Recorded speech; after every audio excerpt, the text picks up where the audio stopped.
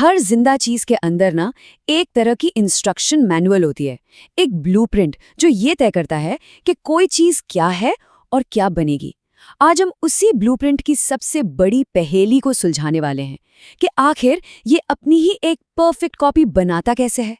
तो चलिए इस मॉलिक्यूलर मिस्ट्री की गहराई में उतरते हैं। जरा सोचिए, जब भी हमारे शरीर का एक सेल डिवाइड होता है तो उसे जिंदगी की पूरी इंस्ट्रक्शन बुक को बिना एक भी गलती के कॉपी करना पड़ता है। आखिर ये होता कैसे है? कैसे ये पक्का किया जाता है कि जिंदगी का ये ब्लूप्रिंट एक पीढ़ी से दूसरी पीढ़ी तक एकदम परफेक्ट तरीके से पहुंचे? ये एक ऐसी जबरदस्त जासूसी कहानी है जो हमारे ही शरीर के अंदर चल रही है। देखिए, किसी भी कहानी को समझने से पहले ना उसके कुछ नियम जानने पड़ते हैं। बायोलॉजी की दुनिया में इस नियम को सेंट्रल डॉगमा कहते हैं। बड़ा सिंपल है। समझिए कि डीएनए एक मास्टर ब्लूप्रिंट जैसा है। उस ब्लूप्रिंट से एक वर्किंग कॉपी बनती है, वो है आरएनए। और फिर उस कॉपी से असली मशीनें यानी प्रोटीन बनती हैं जो सारा काम करती हैं। लेकिन इस पूरे प्रोसेस के शुरू होने से पहले उस मास्टर ब्लूप्रिंट की ही एक और कॉपी बनानी पड़ती है। और हमारी कहानी की शुरुआत बस यहीं से होती है। तो हमारी पड़ताल के पहले हिस्से में चलिए समय में थोड़ा पीछे चलते हैं, उन साइंटिस्ट के पास जो इस रेस में लगे थे कि आखिर ये जेनेटिक जानकारी किस मॉलिक्यूल में छिपी हुई है। ये एक ऐसी खोज थी जिसने जिंदगी को देखने का हमारा नजरिया हमेशा के लिए बदल दिया। देखिए, इसका जवाब किसी एक यूरेका मोमेंट में नहीं मिला। नहीं, ये तो दशकों तक चले एक्सपेरिमेंट्स की एक पूरी सीरीज थी जहां हर साइंटिस्ट ने अपने से पहले वाले के काम को और आगे बढ़ाया। और हमारी कहानी शुरू होती है 1928 में फ्रेडरिक ग्रिफिथ और चूहों पर किए गए उनके एक बहुत ही रहस्यमयी एक्सपेरिमेंट से। ग्रिफिथ का एक्सपेरिमेंट देखा जाए तो बड़ा सीधा था। उन्होंने एक खतरनाक बैक्टीरिया एस स्ट्रेन को चूहों में डाला और चूहे मर गए। फिर एक ऐसा बैक्टीरिया डाला जो नुकसान नहीं पहुंचाता, आर स्ट्रेन, तो चूहे जिंदा रहे। लेकिन असली कहानी अब शुरू होती है जब उन्होंने खतरनाक बैक्टीरिया को गर्मी से मार के उसे बिना नुकसान वाले बैक्टीरिया के साथ मिलाकर इंजेक्ट किया तो चूहा फिर भी मर गया। इसका मतलब साफ था, मरे हुए बैक्टीरिया में से कोई तो चीज थी जो जिंदा सीधे साधे बैक्टीरिया में चली गई और उसे एक किलर में बदल दिया।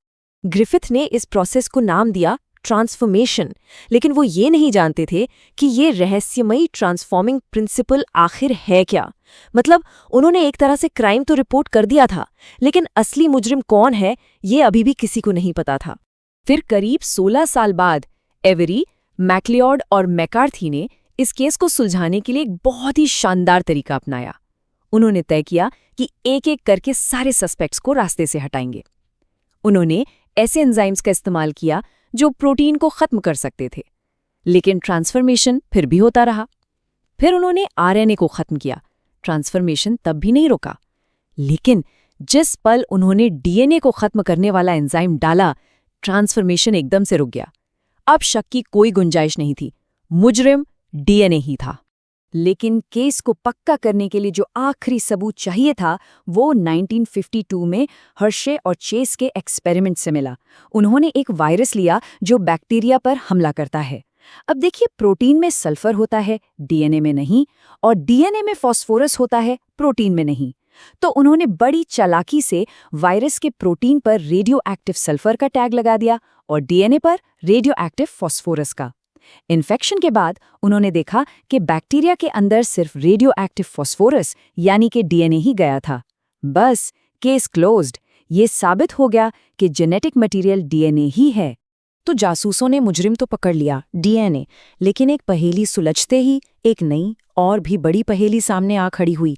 ये मॉलिक्यूल, जिंदगी का ये ब्लूप्रिंट, आखिर अपनी कॉपी बनाता कैसे है? साइंटिस्ट्स के दिमाग में 3 मेन थ्योरीज चल रही थीं। पहली थी कंजर्वेटिव थ्योरी। क्या डीएनए एक फोटोकॉपी मशीन की तरह है जो एक बिल्कुल नई कॉपी बनाती है और ओरिजिनल वैसी की वैसी ही रहती है? दूसरी, सेमी कंजर्वेटिव थ्योरी, या फिर ये एक जिप की तरह है जो बीच से खुलती है और फिर उसका हर आधा हिस्सा अपने लिए एक नया साथी बना लेता है? और तीसरी, डिस्पर्सिव थ्योरी, या क्या ये छोटे छोटे टुकड़ों में टूट जाता है और फिर पुराने और नए टुकड़ों को मिला जुला कर 2 नए डीएनए बना लेता है? इन तीनों में से कोई एक ही तरीका सही हो सकता था। और इस पहेली को जिस एक्सपेरिमेंट ने सुलझाया उसे बायोलॉजी की हिस्ट्री के सबसे खूबसूरत एक्सपेरिमेंट्स में से एक माना जाता है। इसे किया था मैथ्यू मेसेल्सन और फ्रैंकलिन स्टाल ने। उनका आइडिया बहुत सिंपल लेकिन था एकदम ब्रिलियंट। उन्होंने बैक्टीरिया को भारी नाइट्रोजन में उगाया जिससे उनका सारा डीएनए भारी हो गया। फिर उन्होंने इन बैक्टीरिया को उठाकर हल्के नाइट्रोजन वाली मीडियम में डाल दिया। अब जाहिर है जो भी नया डीएनए बनेगा वो हल्का होगा। इसके बाद उन्हें बस ये देखना था कि एक पीढ़ी से दूसरी पीढ़ी में ये भारी और हल्का डीएनए मिक्स कैसे होते हैं। और जो नतीजे आए वो हैरान करने वाले थे। पहली पीढ़ी के बाद उन्हें सिर्फ एक बैंड मिला जो भारी और हल्के की ठीक बीच में था। मतलब ये एक हाइब्रिड डीएनए था। इस एक रिजल्ट ने ही कंजर्वेटिव मॉडल को पूरी तरह से खारिज कर दिया, क्योंकि वो तो दो अलग अलग बैंड्स की बात कर रहा था। फिर दूसरी पीढ़ी के बाद उन्हें दो बैंड मिले, एक हाइब्रिड वाला और एक पूरी तरह से हल्का वाला। और ये नतीजा ये सिर्फ और सिर्फ सेमी कंजर्वेटिव मॉडल की भविष्यवाणी से ही मैच करता था। बस पहेली सुलझ चुकी थी। तो फैसला बिल्कुल साफ था। डीएनए की कॉपी सेमी कंजर्वेटिव तरीके से होती है। हर नया मॉलिक्यूल आधा पुराना होता है और आधा नया। जब डीएनए कॉपी होता है तो उसकी डबल हेलिक्स खुल जाती है और हर पुरानी लड़ी एक नई लड़ी के लिए टेम्पलेट का काम करती है। जिंदगी को पीढ़ी दर पीढ़ी आगे बढ़ाने का ये कितना सुंदर और बेहतरीन तरीका है। अच्छा, अब जब हम ये जान गए हैं कि क्या होता है और कैसे होता है, तो चलिए अब उन मॉलिक्यूलर मशीनों से मिलते हैं जो असल में ये सारा काम करती हैं। इन्हें आप एक माइक्रोस्कोपिक कंस्ट्रक्शन टीम की तरह समझ सकते हैं। टीम में सबसे पहले आता है हेलिकेज। इसे कह सकते हैं दी अनजिपर। ये कंस्ट्रक्शन साइट पर पहुंचने वाला पहला वर्कर है। इसका काम है डीएनए की डबल हेलिक्स को एक जिप की तरह बीच से खोल देना ताकि दोनों लड़ियों को अलग अलग पढ़ा जा सके। इसके बाद एंट्री होती है इस शो के स्टार की, डीएनए पॉलीमरेज। ये है मास्टर बिल्डर। ये खुली हुई टेम्पलेट लड़ी के साथ साथ चलता है, उसे पढ़ता जाता है और सही मैचिंग वाले बिल्डिंग ब्लॉक्स, जिन्हें न्यूक्लियोटाइड्स कहते हैं, उन्हें एक एक करके जोड़कर एक बिल्कुल नई लड़ी तैयार कर देता है। लेकिन यहाँ एक छोटा सा पेच है। डीएनए की दोनों लड़ियां उल्टी दिशा में होती हैं और डीएनए पॉलीमरेज सिर्फ एक ही दिशा में काम कर सकता है। इसका मतलब ये हुआ कि एक लड़ी, जिसे लीडिंग स्ट्रैंड कहते हैं, वो तो एक ही बार में बिना रुके सीधी बन जाती है, लेकिन दूसरी वाली लड़ी, लैगिंग स्ट्रैंड, को उल्टी दिशा में छोटे छोटे टुकड़ों में बनाना पड़ता है। और यहीं पर हमारी टीम का आखिरी मेंबर काम आता है, डीएनए लाइगेज। ये है द ग्लूअर। इसका काम है लैगिंग स्ट्रैंड पर बने उन सभी छोटे छोटे टुकड़ों को, जिन्हें ओकाज़ाकी फ्रेगमेंट्स कहते हैं, आपस में जोड़कर एक सिंगल कंप्लीट लड़ी बनाना। इस पूरे प्रोसेस की स्पीड और परफेक्शन का अंदाजा लगाने के लिए बस इस एक नंबर के बारे में सोचिए, करीब 3 अरब।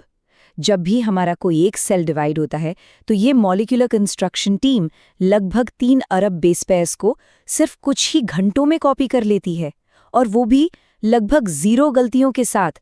ये कुदरत की इंजीनियरिंग का एक ऐसा करिश्मा है जिसकी हम कल्पना भी नहीं कर सकते। तो अगली बार जब शरीर पर कोई चोट ठीक हो या बाल बढ़ रहे हों, तो उस हैरान कर देने वाले अदृश्य डांस को याद करिएगा जो हर पल हमारे अंदर चल रहा है। हमने एक रहस्य तो सुलझा लिया है, लेकिन ये तो बस एक नई शुरुआत है। जिंदगी के इस ब्लूप्रिंट में न जाने अभी और कितने गहरे राज छिपे हैं जो बस खोजे जाने का इंतजार कर रहे हैं।